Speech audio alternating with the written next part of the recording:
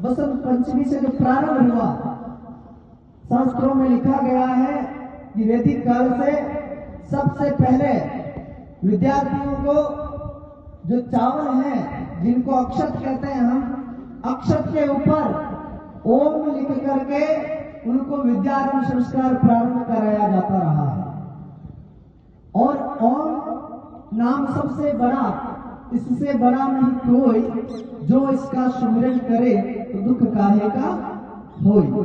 उस पर ब्रह्म परमात्मा स्वरूपी ओंकार का नाम और ओंकार का अक्षर से ज्ञान सबसे पहले करवा करके आज इस बसंत पंचमी के अवसर पर विद्या आरंभ संस्कार का प्रारंभ किया जाता है।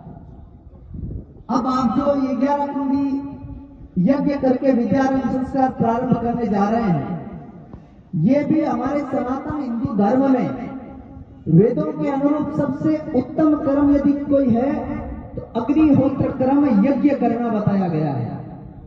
यज्ञ करने से पूरा वातावरण शुद्ध हो जाता है, पर्यावरण शुद्धि होती है और रोग कटते हैं, विषाणुओं का नाश होता है।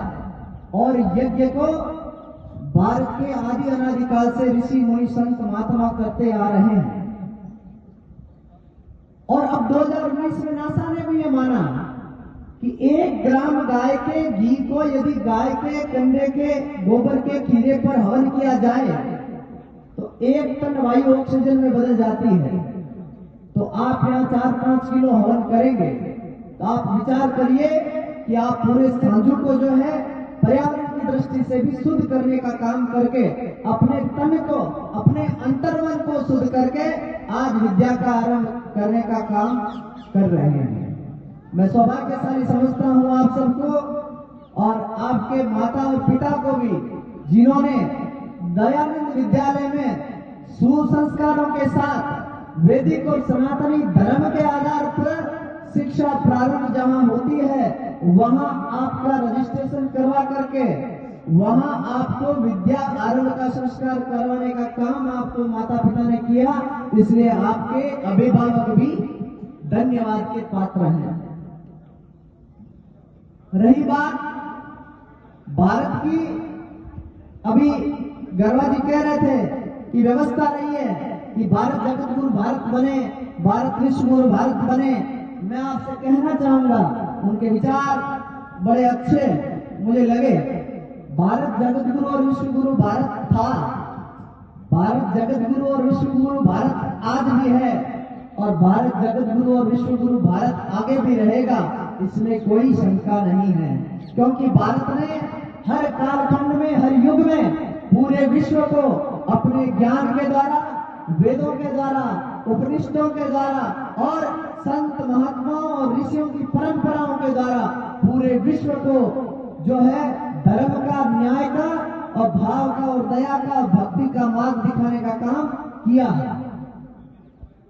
भारत सनातन के मूल प्रकल्पों पर और संविधान पर चलने वाला राष्ट्र, जहां पर जात पात पूछे नहीं कोई, हरि को भजे सो हरि का होई, ऐसा नारा 13वीं सदी में भक्ति काल का आंदोलन चला करके जगत गुरु श्री रामानंदाचार्य जी महाराज ने दिया था। इसलिए आज चरैवेति के उस सिद्धांत को हमेशा साक्षात करते हुए अंगीकार करना है और भारत को विश्व गुरु भारत, वैदिक भारत, एक भारत, दिव्य भारत, एक भारत श्रेष्ठ भारत यदि हमें सिद्ध पुनर् करना है तो उसके लिए इस मूल सुसंस्कारित शिक्षा को आपको लेने की आवश्यकता है। भले ही हम अलग अलग मतों में, अलग अलग पंथों में विभक्त हैं, क्योंकि जिस आचार्य को जिस प्रकार का बोध और ज्ञान हुआ उसने वो वाणी लिख दी, उसने वो किताब लिख दी, उस नियम के अनुरूप भले ही हमारे मत पंथ संप्रदाय चल रहे हैं, लेकिन हम भारतीय हैं, गर्व से कहो हम हिंदू हैं। स्वामी विवेकानंद जी ने कहा था और गर्व से कहो हम सनातनी हैं और हमारा धर्म केवल और केवल एक है जिसका नाम है धर्म। इसलिए हम हर कार्यक्रमों में कहते हैं सत्य सनातन धर्म की जय। इस धर्म को आपको अंगीकार करना है, इस व्यवस्था को आपको समझना है और इस व्यवस्था को समझते हुए हम एक हैं। हम भारत को वैदिक और दिव्य वैभव में भारत बनाएंगे।